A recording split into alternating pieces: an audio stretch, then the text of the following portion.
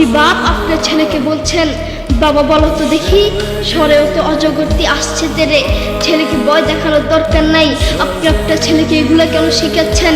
আপনি আপনার ছেলেকে শিখাবেন, বাবা বলো তো দেখি সরেও তো অজগরের নামাজ পড়ি।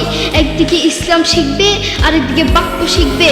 আপনি আপনার ছেলেকে কিছু কবিতা শেখাচ্ছেন, বাবা বলো তো দেখি ওই দেখা যায় তাল গাছ ওই আমাদের গা, ওইখানেতে বাস করে কানা বগিচা। ও বগিতে খাস কি পান্তা ভাত চাষ কি, পান্তা আমি পাই না পুঁটি মাছ, পান্তা আমি খাই না পুঁটি মাছ পাই না। একটা যদি পাই ধরে গাবুস কুবুস খাই, গাবুস কুবুস খাওয়া লাগবে না।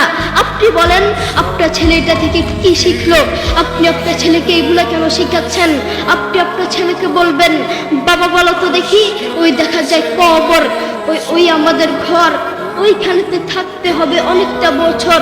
ও কবর তুই চাস কি, নেককার লোক পাস কি, নেককার লোক পাই না। একটা যদি পাই ধরে জান্নাতে ঢুকে, ঠিক কিনা?